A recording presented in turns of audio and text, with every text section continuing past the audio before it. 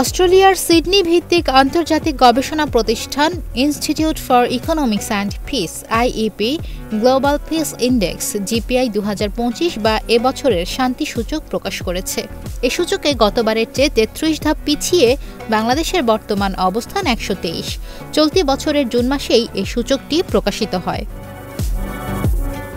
IEP হল institute for economics and piece নামক একটি আন্তর্জাতিক গবেষণা প্রতিষ্ঠান। তারা বিশ্ব শান্তি সূচক প্রকাশ করে থাকে। এই সূচকটি বিশ্বের বিভিন্ন দেশের শান্তিপূর্ণ অবস্থা পরিমাপ করে। আইইপির প্রতিবেদন অনুযায়ী বৈশ্বিক শান্তি সূচকে 2.318 স্কোর নিয়ে বিশ্বে বাংলাদেশের অবস্থান 123তম স্থানে। গত বছর 163টি দেশের মধ্যে বাংলাদেশ ছিল 93তম স্থানে। 2.443 স্কোর নিয়ে মার্কিন যুক্তরাষ্ট্র রয়েছে 128তম স্থানে। অর্থাৎ শান্তির দিক থেকে যুক্তরাষ্ট্রের চেয়ে এগিয়ে আছে বাংলাদেশ। আইইপি জানায়, ভূ রাজনৈতিক উত্তেজনা এবং অর্থনৈতিক অনিশ্চয়তা বৃদ্ধির মধ্যেই বৈশ্বিক শান্তির গড় স্তর 0.36% হ্রাস পেয়েছে। অস্ট্রেলিয়ান ভিত্তিক প্রতিষ্ঠানটি আরও জানায়, বিশ্ব দিন দিন কম শান্তিপূর্ণ হয়ে উঠছে এবং এই অস্থিরতা অনেক সময় বড় ধরনের সংঘাতের পূর্বাভাস দেয়। আইইপি বলছে, দ্বিতীয় বিশ্বযুদ্ধের পর থেকে শান্তির এমন অবনতি আর দেখা যায়নি।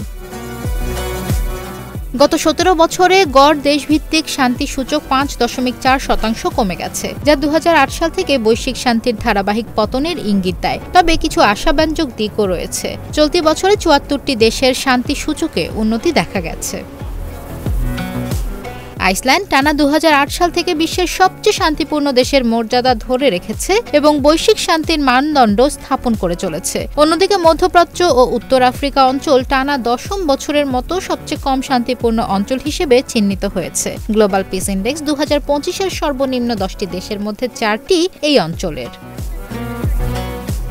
শান্তি সূচকে বরাবরের মতো তালিকার শীর্ষে রয়েছে ইউরোপীয় দেশগুলো। সূচক অনুযায়ী প্রথম স্থানে রয়েছে আইসল্যান্ড, যার স্কোর 1.095, দ্বিতীয় আয়ারল্যান্ড স্কোর 1.260, তৃতীয় নিউজিল্যান্ড স্কোর 1.282, চতুর্থ অস্ট্রিয়া স্কোর 1.294, পঞ্চম সুইজারল্যান্ড স্কোর 1.294, ষষ্ঠ সিঙ্গাপুর স্কোর 1.357, সপ্তম পর্তুগাল স্কোর 1.371, অষ্টম ডেনমার্ক স্কোর 1.393, নবম স্লোভেনিয়া স্কোর 1.490 এবং দশম ফিনল্যান্ড স্কোর 1.420।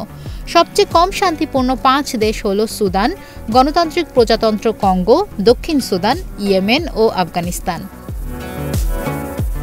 2025 সালের গ্লোবাল পিস ইন্ডেক্সে শান্তিপূর্ণতার সবচেয়ে বেশি অবনতি হয়েছে বাংলাদেশের। 33 ধাপ নিচে গিয়ে 123তম অবস্থানে অবস্থান করছে, যা এই সূচকের শুরু থেকে সর্বনিম্ন র্যাঙ্কিং। 2023 সালে কিছু উন্নতি হলেও 2024 সালে বাংলাদেশের সামগ্রিক স্কোর 13.2% কমেছে। শান্তিপূর্ণতার পতনের প্রধান কারণ ছিল ব্যাপক নাগরিক অসন্তোষ, যা পরবর্তীতে সরকারি কঠোর পদক্ষেপের মাধ্যমে প্রাণঘাতী সহিংসতায় রূপ নেয়। 2024 সালের আগস্টে সাবেক প্রধানমন্ত্রী শেখ হাসিনার শাসন শেষ করার দাবিতে আন্দোলনের মধ্যে তিনি পদত্যাগ করেন এবং দেশ ত্যাগ করেন। একটি অন্তর্বর্তী সরকার গঠন করা হয়, তবে বিরোধী গোষ্ঠী, ছাত্র আন্দোলন এবং সেনাবাহিনীর মধ্যে প্রতিদ্বন্দ্বিতার কারণে ক্ষমতার পরিবর্তন এখনও অনিশ্চিত।